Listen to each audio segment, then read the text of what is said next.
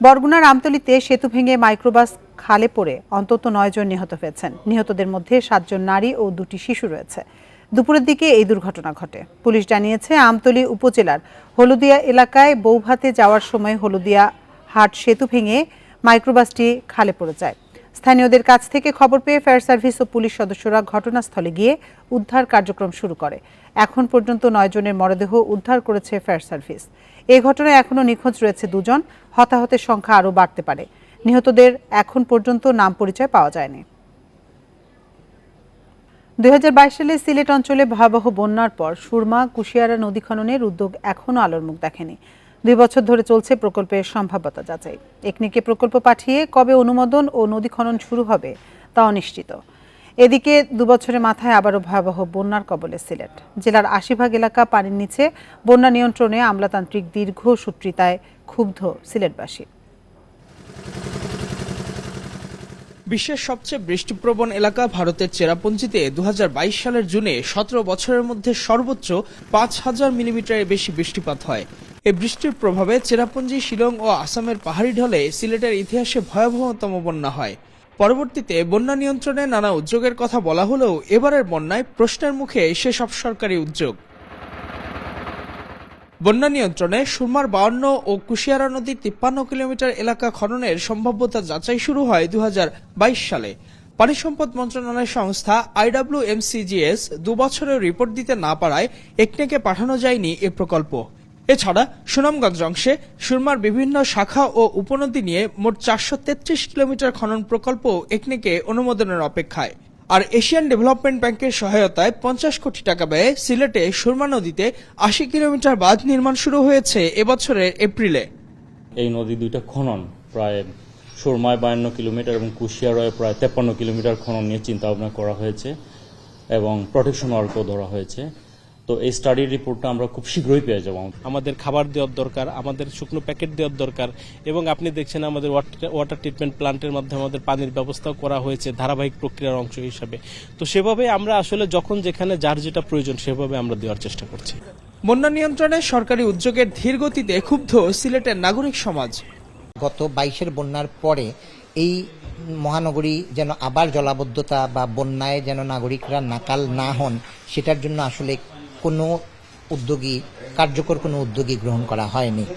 এছাড়া বন্যা মোকাবেলায় বন্যার সর্বোচ্চ উচ্চতা 10.8 থেকে আরও 1 মিটার বাড়িয়ে অবকাঠামো ও রাস্তাঘাট নির্মাণের পরামর্শ বিশেষজ্ঞদের। 2 বছরের মাথায় মাত্র 1 মাসের ব্যবধানে 2 দফা বন্যা আক্রান্ত হলো সিলেট অঞ্চল। ভৌগোলিকভাবে এলাকাটির অবস্থান এমন যে ভারতের উজান থেকে নেমে আসা এই পাহাড়ি ঢল ধারণ করে সুরমা, কুশিয়ারা সহ বেশ কয়েকটি নদী। কিন্তু সাম্প্রতিক বছরগুলোতে এই নদীগুলো কেন এই পানি ধারণ করতে পারছে না তা বিশ্লেষণ জরুরি বলে মনে করছেন বিশেষজ্ঞরা, এবং সেই অনুযায়ী ব্যবস্থা না নিলে সামনের দিনগুলোতে দুর্ভোগ আরও বাড়বে। Ijazur Rahman, independent news, Sylhet. সুনামগঞ্জের বিভিন্ন এলাকা থেকে পানি নামতে শুরু করলেও ক্ষতিগ্রস্ত ঘরবাড়িতে ফিরতে পারছেন না অনেকেই। এদিকে পর্যাপ্ত সহায়তার অভাবে খাদ্য সংকটের কথা বলছেন দুর্গতরা। মৌলভীবাজারের হাকালুকি হাওরের পানি বেড়ে নতুন নতুন এলাকা প্লাবিত হচ্ছে। এখন পর্যন্ত জেলায় পানিবন্দী 4 লাখের বেশি মানুষ।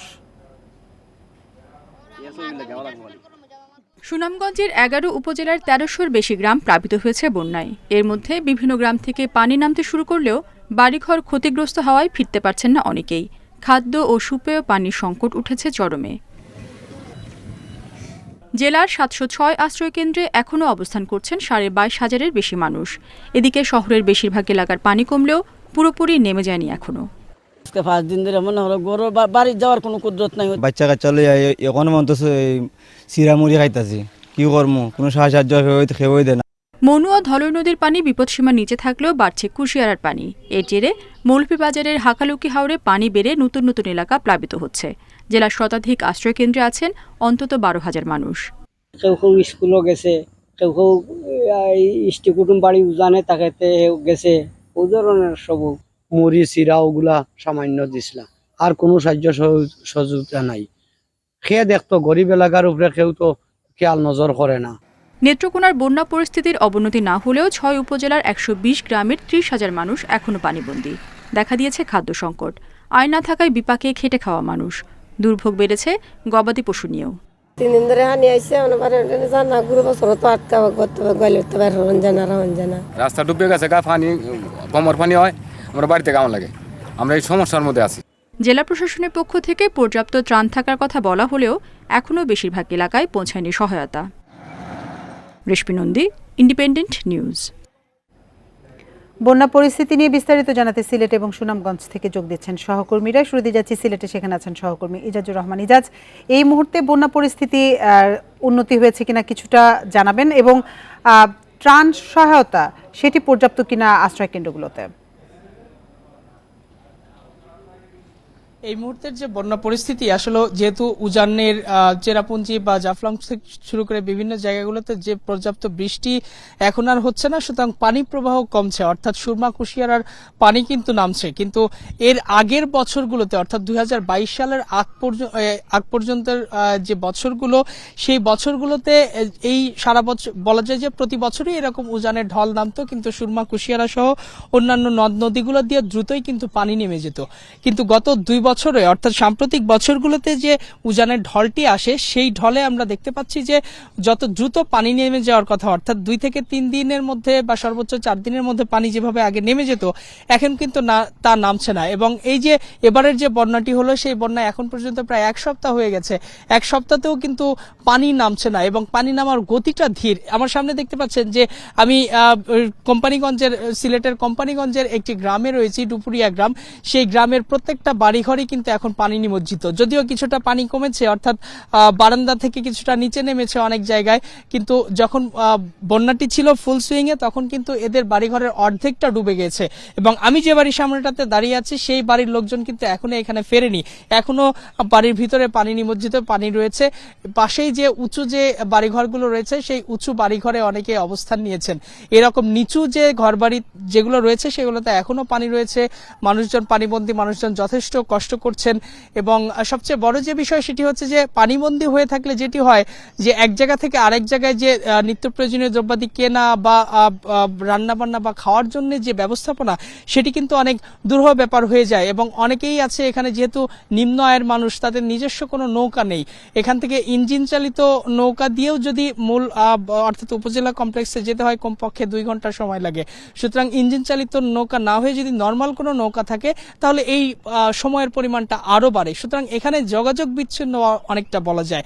এই যে পানিবন্দী হয়ে প্রায় সপ্তাহখানিক ধরে এখানকার মানুষজন আটকা রয়েছেন, এখানকার অধিবাসী যারা বলছেন যে আগের বছরগুলোতে বা ইতিপূর্বের বছরগুলোতে যেরকম পানি দ্রুত নেমে যেত, এখন পানি কেন নামছে না, এটির বিশ্লেষণ বা এটির কারণ অনুসন্ধান সরকারের করা উচিত বলে তারা মনে করেন। এবং বিশেষজ্ঞ প্যানেল দিয়ে বা সরকারের সমন্বিত প্রত্যেকটা মন্ত্রণালয়ের উদ্যোগ নিয়ে এটি করে এখানকার পানিবন্দী মানুষকে এই মুক্তি দেওয়া দরকার। যদি এটি করা না হয়, তবে সেক্ষেত্রে সামনের যে বছরগুলো আসছে, সেই প্রত্যেক বছরগুলোতে হয়তো এরকম বন্যার সম্মুখীন হবে সিলেট অঞ্চলের অধিবাসীরা। ইজাজ, আপনি সাথেই থাকুন। এবার আমরা যেতে চাই সুনামগঞ্জে, সেখানে আছেন সহকর্মী জাকির হোসেন। জাকির, আমরা প্রতিবেদনে যেমনটি দেখছিলাম যে সুনামগঞ্জে বিভিন্ন এলাকা থেকে পানি নামতে শুরু করেছে, তো মানুষজন তাদের বাড়িতে ফিরতে শুরু করেছেন কিনা, এবং প্রশাসনের পক্ষ থেকে যে ত্রাণ সহায়তা দেওয়া হচ্ছে সেটি পর্যাপ্ত কিনা? আরেকটি গুরুত্বপূর্ণ বিষয় যেটি হচ্ছে বন্যা পরবর্তী সুপেয় পানির সংকট দেখা যায়, সেক্ষেত্রে প্রশাসনের পক্ষ থেকে কি ধরনের ব্যবস্থা নেওয়া হচ্ছে?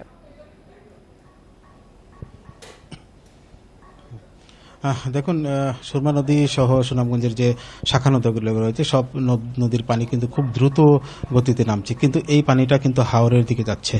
আর হাওরের দিকে যাওয়ার ফলে সুনামগঞ্জের যে সমস্ত এলাকা পানিবন্দী অবস্থায় ছিল, সেই সমস্ত এলাকা থেকে কিন্তু খুব ধীর গতিতে পানি নামছে। আপনি নিশ্চয়ই দেখতে পাচ্ছেন ছবিতে। আমি এখন দাঁড়িয়ে আছি সুনামগঞ্জ পৌর শহরের একটি আবাসিক এলাকা, কালীপুর আবাসিক এলাকা।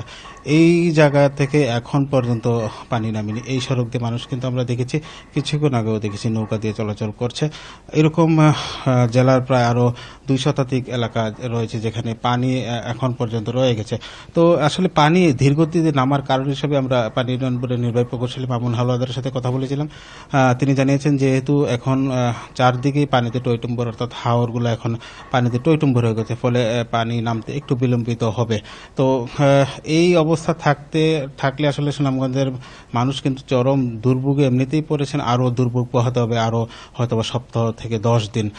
আর আশ্রয়ন প্রকল্পগুলোতে এখন পর্যন্ত প্রায় 21 থেকে 22 হাজার বন্যার কবলিতরা রয়েছে। তাদের ত্রাণ সহায়তার বিষয়ে আসলে প্রশাসনের পক্ষ থেকে যে পরিমাণ ত্রাণ সহায়তা দেওয়া হচ্ছে এটা আসলে প্রয়োজনের তুলনায় অনেকটাই অপ্রতুল। অনেক আমরা আজকে সারাদিনে অনেক আশ্রয়কেন্দ্রে গিয়েছি, তারাও বলছেন আসলে প্রথম বা দ্বিতীয় 2 দিন যে ত্রাণ দেওয়া হয়েছিল এরপরে আসলে খুব একটা ত্রাণ সহায়তা পায়নি বলে আমাদেরকে অনেকেই জানিয়েছেন। তো খাদ্য সংকটে একটা চরম দেখা দিয়েছে। আর বসতভিটা বিধ্বস্ত হয়ে যাওয়ায় কিন্তু মানুষের যে আশ্রয়কেন্দ্র থেকে গিয়ে যে ঘরে আবার ফিরবে এমনটা আসলে পরিবেশ নেই। যারা বিশেষ করে নিম্নআয়ের মানুষ, কাঁচা ঘরবাড়ি, তাদের অনেকটাই ঘরবাড়ি বিধ্বস্ত হয়ে গেছে। আর আপনি যেমনটা বলছেন সুপেয় পানির সংকট, আসলে সুপেয় পানির সংকট ইতিমধ্যে দেখা দিয়েছে। কারণ সুনামগঞ্জের পুরো জেলায় কি পরিমাণ টিউবওয়েল পানির নিচে নিমজ্জিত হয়েছে সেই এখন পর্যন্ত সেটা নিরূপণ করতে পারেনি প্রশাসন। ক্ষয়ক্ষতিও এখন পর্যন্ত নিরূপণ করা যায়নি। তো প্রশাসনের পক্ষ থেকে হয়তোবা 2-1 দিনের ভিতরে পানি নেমে গেলে তারা কি পরিমাণ ক্ষয়ক্ষতি হয়েছে সুনামগঞ্জে সেটা আমরা জানতে পারবো। তারপরেই হয়তোবা যার যে ক্ষয়ক্ষতি হয়েছে সেই সব ক্ষয়ক্ষতি ক্ষতি সাধন করার, তাদেরকে পুনর্বাসিত করার একটা চেষ্টা করবো। আমি কথা বলেছিলাম জেলা প্রশাসক মোহাম্মদ রাশেদ ইকবাল চৌধুরীর সাথে। তিনি আমাকে জানিয়েছেন যারা বিশেষ করে কাঁচা ঘরবাড়ি যাদের বিধ্বস্ত হয়েছে তাদেরকে পানি নেমে যাওয়ার পরে তাদের ক্ষয়ক্ষতি কি পরিমাণ হয়েছে সেটা নিরূপণ করে তারপর তাদের পুনর্বাসনের আওতায় নিয়ে আসবে। তো এই ছিল আমার কাছে সুনামগঞ্জের বন্যা পরিস্থিতি সর্বশেষ। সিলেট এবং সুনামগঞ্জে বন্যা পরিস্থিতি নিয়ে জানাচ্ছিলেন আমাদের সহকর্মীরা। বরগুনার আমতলীতে সেতু ভেঙে মাইক্রোবাস খালে পড়ে অন্তত 9 জন নিহত হয়েছেন। নিহতদের মধ্যে 7 জন নারী এবং 2টি শিশু রয়েছে। এ বিষয়ে বিস্তারিত জানাতে আমাদের সাথে যোগ দিচ্ছেন ফায়ার সার্ভিসের বরিশাল বিভাগীয় প্রধান মিজানুর রহমান। জনাব মিজানুর রহমান, আপনাকে স্বাগত জানাচ্ছি আমাদের ইন্ডিপেন্ডেন্ট সংবাদে। আসলে এই যে এই ধরনের ঘটনা খালে পড়ে মারা গেল, এই বিষয়টি সম্পর্কে আপনার মন্তব্য জানাবেন। জি, ধন্যবাদ আপনাকে। এটা আমতলী উপজেলাধীন হলদিয়া নামক একটা খালের উপরে ব্রিজ। এই ব্রিজটা যেটা আমি দেখলাম যে খুব পুরাতন জীর্ণ শীর্ণ। এটা একটা মাইক্রো যাওয়ার পথে ব্রিজটা ভেঙে মাইক্রো নিচে পড়ে যায়। তো তাৎক্ষণিকভাবে স্থানীয় লোকজন উদ্ধার করেছে। ওই আমাদের টিমও অলরেডি পৌঁছে গেছিল ওই সময়। তো 7 জন মহিলা এবং 2 জন শিশু, তাদেরকে অজ্ঞান অবস্থায় আমাদের অ্যাম্বুলেন্স যুগে উপজেলা স্বাস্থ্য কমপ্লেক্সে পাঠানো হয়েছে। ওখানে ডাক্তার মৃত বলে ঘোষণা করেছে। 2 জন মিসিং আছে। আমাদের ডুবুরি টিম কাজ করছে। অলরেডি ওই মাইক্রোর ভিতরে সার্চ করতেছে। মিসিং লোককে আশা করতেছি আমরা খুঁজে বের করতে পারবো। আমাদের ডুবুরি টিম কাজ করছে, কাজ চলমান আছে। মরদেহগুলোর পরিচয় কি শনাক্ত করা গেছে কিনা? এইটার পরিচয়টা আমি যেহেতু বরিশালে ওই স্থানীয়ভাবে উপজেলা স্বাস্থ্য কমপ্লেক্সে নিশ্চয়ই তাদের ঠিকানা সংগ্রহ করেছে। এই মুহূর্তে আমার কাছে তাদের পরিচয়ের ঠিকানাটা আমার কাছে নেই। আমার অফিসার আছে ওখানে, জেলা কর্মকর্তা স্পটে আছে, তারা কাজ করতেছে। জি, জনাব মিজানুর রহমান, আপনাকে অসংখ্য ধন্যবাদ আমাদের সাথে যোগ দেওয়ার জন্য। কুড়িগ্রামে নদ নদীর পানি কমতে শুরু করায় সদর, রাজারহাট, চিলমারি সহ বিভিন্ন পয়েন্টে নদী ভাঙন দেখা দিয়েছে। ভাঙনের ঝুঁকিতে রয়েছে বন্যা নিয়ন্ত্রণ বাঁধ। এছাড়া এখনও পানিবন্দী হয়ে আছেন প্রায় 10,000 মানুষ। বন্যার পানিতে তলিয়ে আছে 2,000 হেক্টর ফসলি জমি। তিস্তা নদীর কাউনিয়া পয়েন্টের পানি বিপদসীমার 20 সেন্টিমিটার উপর দিয়ে বইছে। এদিকে রংপুরে পানি কমতে শুরু করায় গদাই নদীতে ভাঙন দেখা দিয়েছে। ভাঙনের কারণে গঙ্গাচড়া ও কাউনিয়ার 6 গ্রামের শতাধিক ঘরবাড়ি ক্ষতিগ্রস্ত হয়েছে। নষ্ট হয়েছে 100 হেক্টর ফসলি জমি। সে ধান চাষিয়ারি ভুল তো তাও তলে গেছে কাটতে পারবো লাগছিল। যাওয়ার মতন তো জায়গায় নাই, এখন করেই যাই করে না যাই, বাঁধের রাস্তা থাকি, বাঁধের রাস্তা থাকতে দেয় না, কত অসুবিধে। আগামী 2-3 দিন কম থাকলেও মঙ্গলবার থেকে বাড়বে বৃষ্টির তীব্রতা। উত্তরবঙ্গের জেলাগুলো ভারী বর্ষণের কবলে পড়তে পারে বলেও সতর্ক করেছে আবহাওয়া অফিস। এদিকে বন্যা পূর্বাভাস কেন্দ্র বলছে ভারী বৃষ্টি হলেও আপাতত কোথাও নতুন করে বন্যার শঙ্কা নেই। সিলেটে পরিস্থিতির উন্নতি হচ্ছে বলেও জানিয়েছে তারা। রাজধানীসহ সারা দেশেই কখনো রোদ আবার কখনো আকাশ কালো হয়ে ঝরছে বৃষ্টি, আর এতেই লাগছে ভ্যাপসা গরম। আবহাওয়া অফিস বলছে এ অবস্থা থাকবে আরও 2-3 দিন, এরপর দেশ জুড়েই হতে পারে ভারী বৃষ্টি। বর্ষার সময় যেহেতু বাতাসে জলীয় বাষ্পের আধিক্য বেশি থাকে, সেজন্য আপনার এই সময়টা ভ্যাপসা গরমটা থাকবে। তবে 25 তারিখের পর থেকে যখন সারা দেশে বৃষ্টিপাতের ইয়েটা বাড়বে, প্রবণতাটা বাড়বে, সেই ক্ষেত্রে ভ্যাপসা গরমটা অনেকাংশে কমে আসবে। বর্ষার সময় সাধারণত প্রতি মাসে 1-2টা আপনার লঘুচাপ, যা পরবর্তীতে নিম্নচাপের রূপ নেয়। এটা এখন এই মাসের শেষ নাগাদ একটা লঘুচাপ হওয়ার সম্ভাবনা রয়েছে। এদিকে বন্যা পূর্বাভাস ও সতর্কীকরণ কেন্দ্র বলছে উত্তর পূর্বাঞ্চলে নদীর পানি কমছে, আর এ ধারা অব্যাহত থাকবে আগামী 3 দিন। এতে সিলেটে উন্নতি হবে বন্যা পরিস্থিতির। উজানের বৃষ্টি কমে গেছে দেখি আমাদের এখানে পানি কমছে আর কি। মানে উজানের বৃষ্টি আমাদের দেশের প্রায় 90% প্রবাহই আসে হচ্ছে দেশের বাইরে থেকে, এবং 10% মাত্র দেশের ভিতরে তৈরি হয়। উত্তরাঞ্চলের দিকে আগামী মোটামুটি 2 বা 3 দিন পর্যন্ত একটু আছে, কিছুটা মাঝারি থেকে ভারী রেঞ্জে বৃষ্টি হওয়ার সম্ভাবনা আছে, তবে এটাও পরবর্তী 3-4 দিনে কমে যেতে পারে। পরবর্তী 27-28 তারিখের পরে যদি বৃষ্টি আবার কিছুটা বাড়েও, যেহেতু পানি কমে যাওয়ার কারণে এই মাসে আমরা অন্তত আশা করছি যে আর কোনো বড় কোনো বন্যা পরিস্থিতি তৈরির আশঙ্কা কম। এছাড়া উত্তরের তিস্তা, ধরলা, দুধকুমার নদীতে সোমবার থেকে পানি কিছুটা বাড়লেও তা স্থায়ী হবে না বলেও আভাস দিচ্ছে বন্যা পূর্বাভাস কেন্দ্র। মাহমুদ শরীফ, ইন্ডিপেন্ডেন্ট নিউজ, ঢাকা। টানা কয়েকদিনের বৃষ্টিপাতে চাঁদপুরে বেড়েছে ইলিশের সরবরাহ। ঈদের পর বৃষ্টিপাত বেশি হওয়ায় সাগরের ইলিশ মেঘনা নদীতে আসতে শুরু করেছে বলে জানায় জেলেরা। ইলিশ গবেষকদের দাবি, বৃষ্টিপাতের কারণে নদীতে পানি বৃদ্ধি পেয়েছে, এতে নদী তীরবর্তী উপকূলীয় এলাকায় ইলিশের প্রাপ্যতা বৃদ্ধি পাবে বলেও জানান তারা। আড়তদাররা জানিয়েছে, ঈদের আগে মাছঘাটে গড়ে 40-50 মন ইলিশ আসলেও ঈদের পরে প্রতিদিন গড়ে 300 থেকে 500 মন ইলিশ আসছে। তবে ইলিশের সরবরাহ বাড়লেও দাম কমেনি বলে অভিযোগ ক্রেতাদের। বর্তমানে ঘাটে আকার বেঁধে একটি ইলিশ 1300 থেকে 3000 টাকা দাম রাখা হচ্ছে। বাজার বেশি হলে এত করার কিছু নেই, খাওয়ার জন্য যদি খাওয়ার ইচ্ছে, বাচ্চা কাচ্চা আছে, বাসায় আত্মীয় স্বজন আছে, কেনার জন্য আসছি, দাম বেশি হলেও করার কিছু নেই। ঈদের আগে আপনার ম্যাক্সিমাম মাছ কম ছিল, এখন ঈদের পরে ওই তুলনায় মাছ বেশি। 1 কেজি ওজনের মাছ চলতেছে আপনার এই 1600 টাকা কেজি, হ্যাঁ, আর আপনার 1200-1300 গ্রামের মাছ চলতেছে 1700 টাকা কেজি, আর আপনার 1.5 কেজি ওজনের মাছ 2200। আগে যেমনটি জানিয়েছিলাম, বরগুনার আমতলীতে সেতু ভেঙে মাইক্রোবাস খালে পড়ে অন্তত 9 জন নিহত হয়েছে। নিহতদের মধ্যে 7 জন নারী এবং 2টি শিশু রয়েছে। এ নিয়ে আরও জানাতে বরগুনা থেকে আমাদের সাথে যোগ দিচ্ছেন সহকর্মী আরিফ হোসেন। আরিফ, এই ঘটনাটি আসলে কিভাবে ঘটলো এবং মরদেহগুলো এই মুহূর্তে কোথায় রাখা হয়েছে? যারা আহত আছেন তাদেরকে কোথায় রাখা হয়েছে? কোথায় চিকিৎসা দেওয়া হচ্ছে? জানিয়ে রাখি যে চাওড়া এলাকার যে সেলিম মাস্টার, তো ওনার ছেলের যে বৌভাত অনুষ্ঠানে আসলে আসছিল, তো সেই পথে আসলে বৌভাতের যে যাত্রীরা, অনেক পক্ষের যে যাত্রীরা আসলে ওনারা বরপক্ষের বাড়িতে যাওয়া শুরু করছিল, তখন হলদি এবং চাওড়া খালের মধ্যে যে ব্রিজ, সেই ব্রিজে মাইক্রোবাস, সেই ব্রিজ ভেঙে এবং মাইক্রোবাস সহ ওই খালে পড়ে যায়, এবং সেই খাল থেকে তখন কিন্তু তাৎক্ষণিক একদম 9 জনকে মৃত্যু উঠানো হয়েছে এবং আরো 7 জনকে আমরা আহত অবস্থায় দেখতে পেয়েছি। তাদেরকে আমতলী হাসপাতালে চিকিৎসা দেওয়া হচ্ছে, এবং এখনো কিন্তু ঘটনাস্থল যে আমতলী সেখানে আসলে ব্রিজ ভেঙে গিয়েছে, আসলে ওইখানে এখনো উদ্ধার অভিযান করছে আমতলী ফায়ার সার্ভিস। তো আমরা যতদূর জেনেছি যে এখন আমরা শুনেছি যে এখন পর্যন্ত আসলে সেখান থেকে আরো 2 জন মরদেহর সন্ধান মিলেছে, এমন একটা তথ্য আসলে আমরা পেয়েছি, যেটা আসলে এখন পর্যন্ত সেটা আমাদেরকে আনুষ্ঠানিকভাবে জানানো হয়নি। আসলে আমরা বিভিন্ন জনের মাধ্যমে আমরা এটা শুনতে পেয়েছি। আমি আপনাকে একটু জানিয়ে রাখি যে ব্রিজ যে সেতুগুলো ভেঙে গিয়েছে, এই সেতুগুলো কিন্তু পর্যাপ্ত নাজুক ছিল।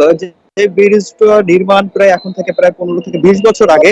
15 থেকে 20 বছরের মধ্যে আসলে এই ব্রিজগুলো দুর্বল হয়ে গেছে, যা স্থানীয়দের দাবি যে এই ব্রিজগুলার মূলত নিম্নমানের ঠিকাদাররা মূলত নিম্নমানের কাজ করার কারণে ব্রিজগুলো খুব অল্প সময় আসলে ঝুঁকিপূর্ণ হয়ে গেছে। তার সব থেকে পাশাপাশি স্থানীয়দের যে আরো একটা দাবি রয়েছে যে ব্রিজগুলো নির্মাণের পর আসলে নির্মাণ যে সংশ্লিষ্ট প্রতিষ্ঠানের পক্ষ থেকে আসলে তেমন কোনো পদক্ষেপ আসলে নেওয়া হয়নি রক্ষণাবেক্ষণ নির্মাণের কারণে, যে কারণে মূলত এই ব্রিজগুলো ঝুঁকিপূর্ণ রয়েছে, যে আসলে সাধারণ মানুষের অগোচরে রয়েছে। অগোচরে থাকার কারণেই মূলত এই যে আজকের যে দুর্ঘটনাটা ঘটেছে, যেটা অত্যন্ত মর্মাহত, যেখানে আসলে 9টি প্রাণ ইতিমধ্যেই ঝরে গিয়েছে এবং আমরা যতদূর তথ্য পেয়েছি যে আরো 2 জনের মরদেহ উদ্ধার হয়েছে, কিন্তু যদিও প্রশাসন আসলে আমাদেরকে সেরকম তথ্য আনুষ্ঠানিকভাবে আমাদেরকে এখনো জানায়নি। বরগুনা থেকে জানাচ্ছিলেন সহকর্মী আরিফ হোসেন। কুড়িগ্রামের উলিপুরে তিস্তায় নৌকাডুবির ঘটনায় আরও এক শিশুর মরদেহ উদ্ধার করা হয়েছে। এখনও নিখোঁজ রয়েছেন 5 জন। সকালে চতুর্থ দিনের মতো শুরু হয় উদ্ধার অভিযান, শুরু করে ফায়ার সার্ভিস। এ সময় চিলমারি হরিপুর ব্রিজের কাছে ভাসমান অবস্থায় মরদেহটি উদ্ধার করা হয়। গত বুধবার উপজেলার সাদুয়া দামারহাট এলাকায় নৌকাডুবির ঘটনা ঘটে। এ সময় নৌকার 18 যাত্রী সাঁতরে পারে ওঠে। পরে নদীতে তল্লাশি চালিয়ে আয়েশা খাতুন নামে এক শিশুর মরদেহ উদ্ধার করা হয়। আর সকালবেলায় একটা লাশ পাওয়া গেছে, ছোট বাচ্চা, মেয়ে বাচ্চা, নাম কুলসুম, বয়স আনুমানিক 2.5 বছর হবে। ওর বাবার নাম ফয়জাল, মায়ের নাম শরীফা বেগম। তো এ নিয়ে আমাদের মোট জীবিত 18 জন এবং 2টা লাশ উদ্ধার হইল, আরো 5 জন।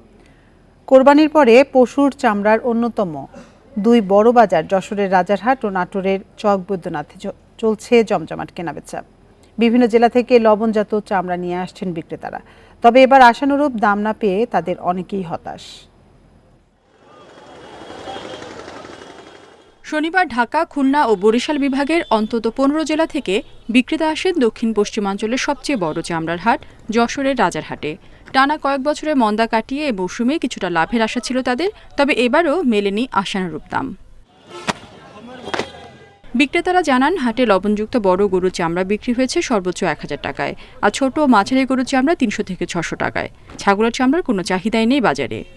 লবণ দিয়ে, কিষেন বাধা দিয়ে, এমনি ভ্যান খরচা যে খরচা, সেই হিসেবে বাজারে এসে আমরা কোনো লাভবান হতে পারি না। দাম হচ্ছে 900, 9,500, যা বেশি 1400-1500। এখন প্রতি চামড়া পেতে 500 টাকা করে লস হচ্ছে। লোকসান এড়াতে বিদেশে সরাসরি কাঁচা চামড়া রপ্তানির কথা বললেন ব্যবসায়ী নেতারা।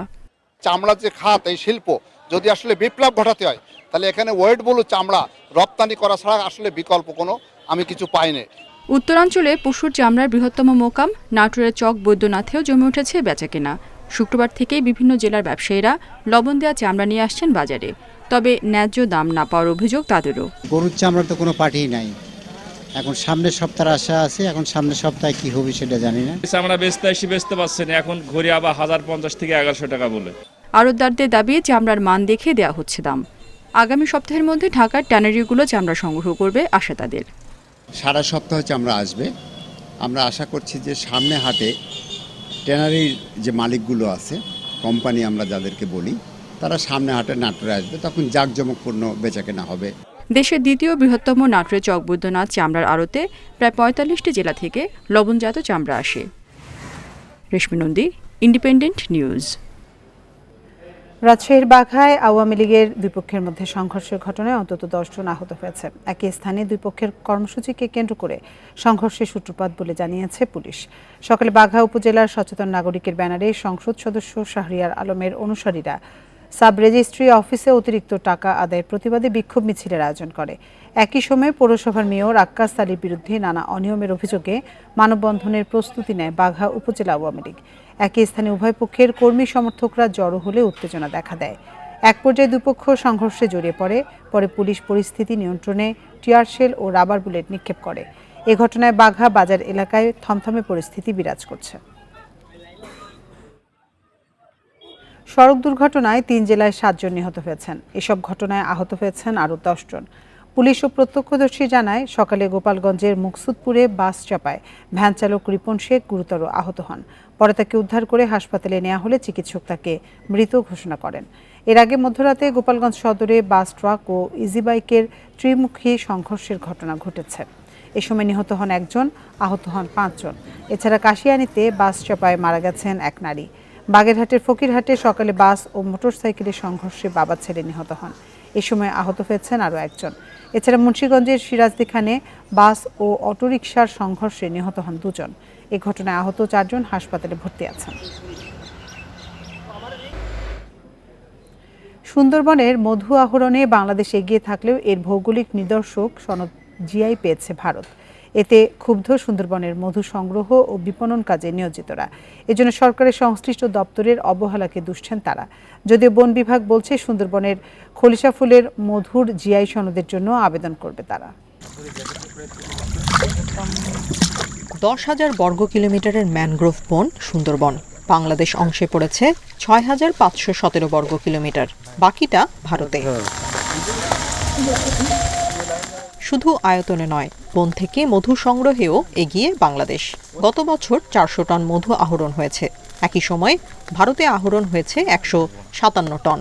সব দিকে এগিয়ে থাকলেও পশ্চিমবঙ্গের বন উন্নয়ন কর্পোরেশনের আবেদনে জিআই পণ্য হিসেবে সুন্দরবনের মধুর জিআই সনদ পেয়েছে ভারত। আমরা গত বছরও প্রায় 4 লক্ষ কেজি মধু আমরা আহরণ করেছিলাম সুন্দরবন থেকে, প্রায় 4 লক্ষ কেজি। সুতরাং আমরা মনে করি যে প্রতিবেশী রাষ্ট্র যেটা আমাদের নিয়ে গেছে যে জিআইটা, এটা আমাদেরই প্রাপ্য। আমাদের না পাওয়ার কারণটা হচ্ছে এটাই যে আমাদের উপরে যে সংশ্লিষ্ট যারা মহল যারা এটা নিয়ে কাজ করেন বা যারা সরকার সংশ্লিষ্ট আছেন, আমি মনে করি এটা তাদের কিছু গাফলতি আছে। মধু নিয়ে গবেষণা করা ব্যক্তিরা জানান, 1 বছর আগে বন বিভাগ, শিল্প মন্ত্রণালয় আর বিশ্ববিদ্যালয়ের গবেষকরা জিআই সনদের চেষ্টা করেছিলেন, তবে নানা কারণে তা ভেস্তে যায়। বাংলাদেশের মধ্যে সুন্দরবনের বেশি অংশ পড়েছে এবং বাংলাদেশের পলিহালাইন জোন যেখানে, সেই অংশে সুন্দরবনের মধুটা বেশি সংগৃহীত হয়। আমরা সবাই মিলে যদি সম্মিলিতভাবে আবার চেষ্টা করি, আমি আশা করছি আমরা এটা একটা ভালো ফলাফল পাবো। বন বিভাগ বলছে, খলিশা, গড়ান, কেওড়া, বাইন ও গেওয়া নামে 5 ধরনের মধু পাওয়া যায় সুন্দরবনে। এর মধ্যে খলিশা মধু শুধুমাত্র বাংলাদেশে পাওয়া যায়। শিগগিরই এই মধুর স্বীকৃতি পেতে আবেদন করা হবে। খুলশির মধুটা কিন্তু মানে পশ্চিমবঙ্গ বা ইন্ডিয়ার কোনো পার্টে এটা নাই। এই খুলশির মধুটাই আমাদের ইউনিক। আমরা চাচ্ছি যে খুলশির মধুটাকে নিয়ে মানে আগানোর জন্য। সুন্দরবনের মধুর জিআই সনদ পেতে সরকারের যথাযথ পদক্ষেপ চান এই খাতে জড়িতরা। Independent News. যশোর বেনাপোলের হাকর নদীতে স্বেচ্ছাশ্রমে প্রায় 150 মিটার বাঁশের সাঁকো তৈরি করেছে স্থানীয়রা। সাঁকো নির্মাণের কারণে যাতায়াতের সুবিধা হওয়ায় খুশি 4টি গ্রামের কয়েক হাজার মানুষ। স্থানীয়রা জানায়, আগে বেনাপোলের খেয়াঘাট বেড়িবাঁধ দিয়ে চলাচল করত নামাজগ্রাম, সাদিপুর, গাজীপুর ও বড় আচরা গ্রামের বাসিন্দারা। সম্প্রতি হাকর নদীতে দখলমুক্ত করে খনন করা হলে দুপারের মানুষের যাতায়াতের পথ বন্ধ হয়ে যায়। তাই ভোগান্তি কমাতে 50,000 টাকা ব্যয়ে স্থানীয়দের স্বেচ্ছাশ্রমে এই কাঠ ও বাঁশ দিয়ে এই সাঁকো নির্মাণ করা হয়। তবে খেয়াঘাট এলাকায় ওভারব্রিজ নির্মাণের দাবি জানায় স্বেচ্ছাসেবীরা।